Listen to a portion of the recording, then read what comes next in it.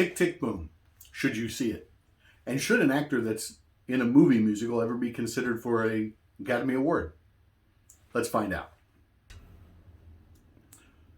Sean's take, tick, tick, boom. Take one.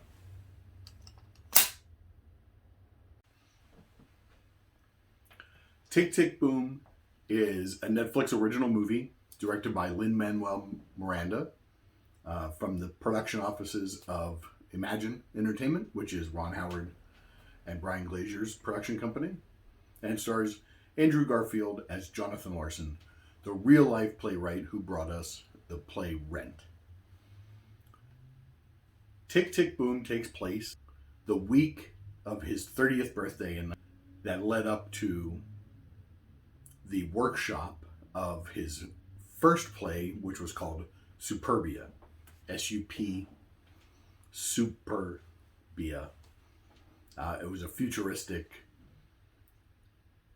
musical that didn't ever see the light of day, although it did get awards for Jonathan for his playwright and acclaim, and got him noticed by Stephen Sondheim.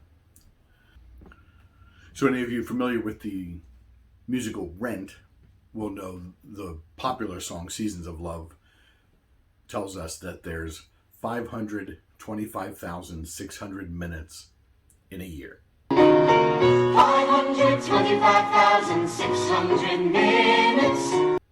And the play Rent takes place over the course of 1 year. How do you measure a year? This play takes place over the course of 1 week, leading up to Jonathan's 30th birthday, or 10,060 minutes. But there's no song for that. It's okay. I'm not going to do a scene-by-scene breakdown of the movie. I think you should see the movie. I'm not going to do a song-by-song, blow-by-blow of the musical. I'm just going to give you my thoughts on the kind of movie it was and whether or not I think it's worth seeing and what the performances were like. So the musical itself is really well done. I'm not a big Lin-manuel Miranda fan, but I have to say he did a good job directing this movie.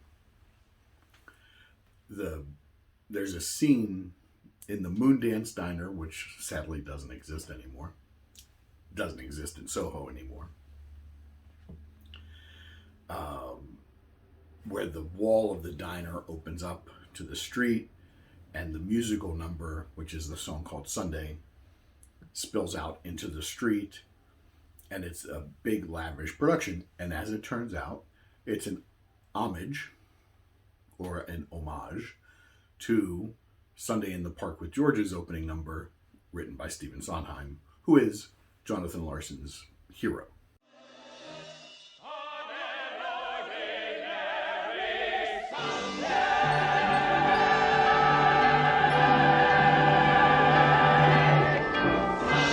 The life he's patterning his after is Stephen Sondheim. And we later see Sunday in the Park with George on television on a PBS channel in New York, and Jonathan and his friends are watching on a little screen.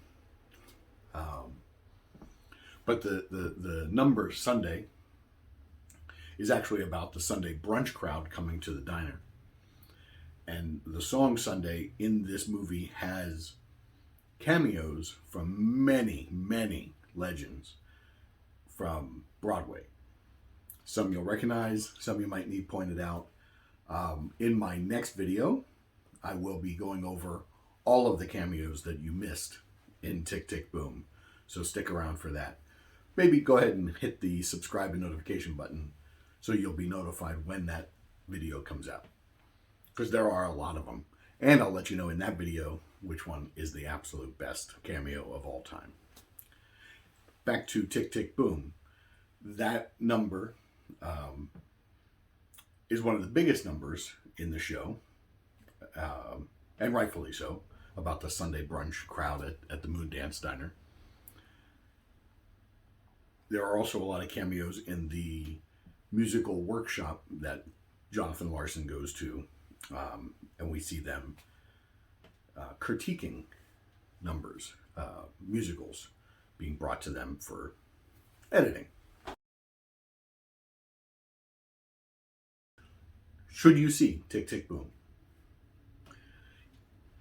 If you like Rent, if you like the musical Rent, you absolutely need to see Tick, Tick, Boom.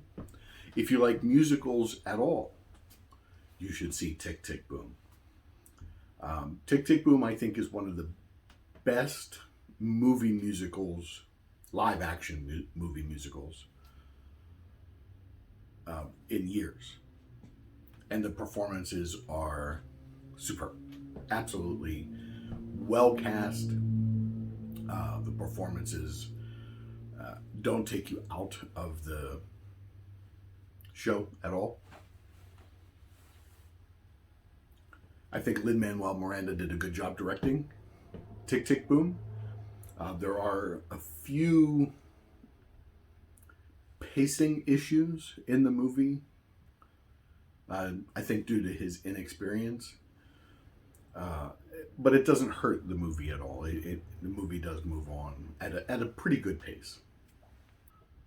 Also, you should see this musical if you like New York before Times Square got all of the digital signage that makes it look like Tokyo.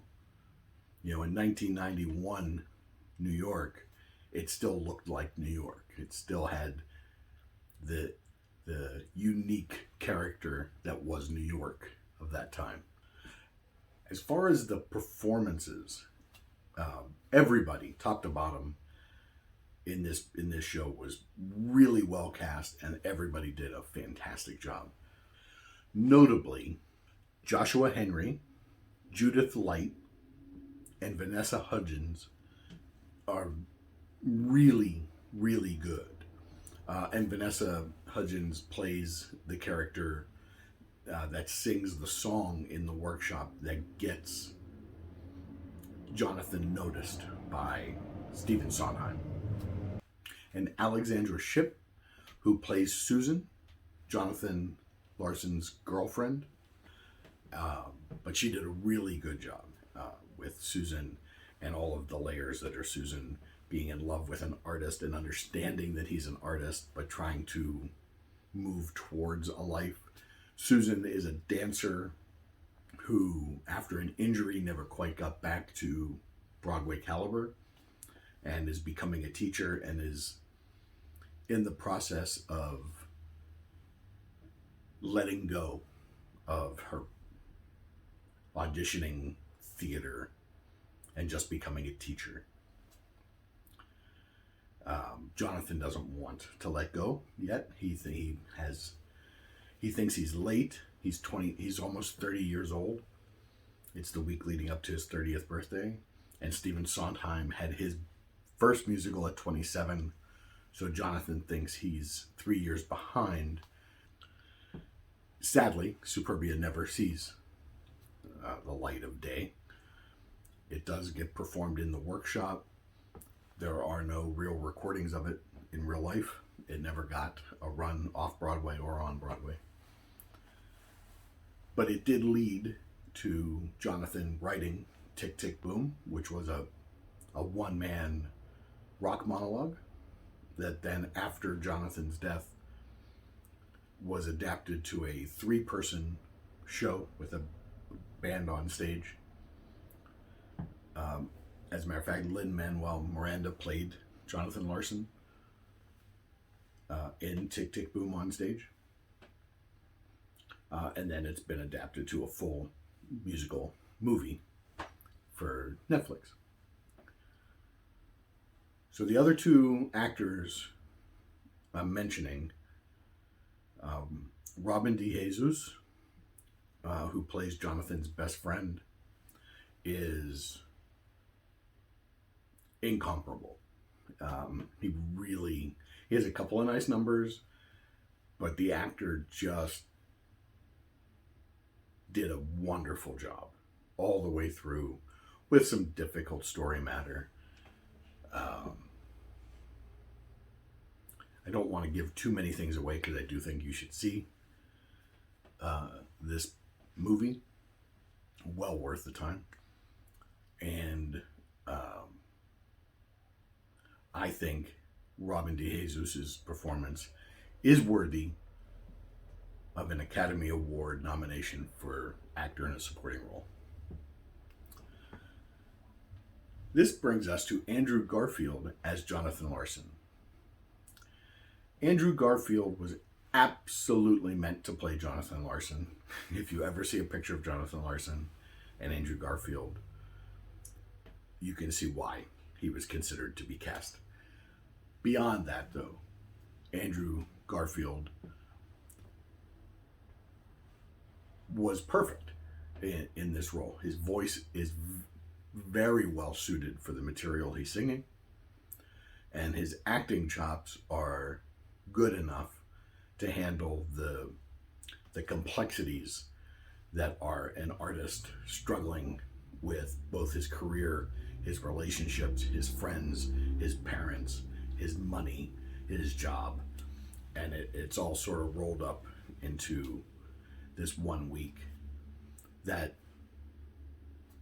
it's not ruining anything to say culminates in his having to go swimming, and he goes and he swims laps at the gym to sort of vent all of the kinetic energy that's building in him leading towards the climax of the movie.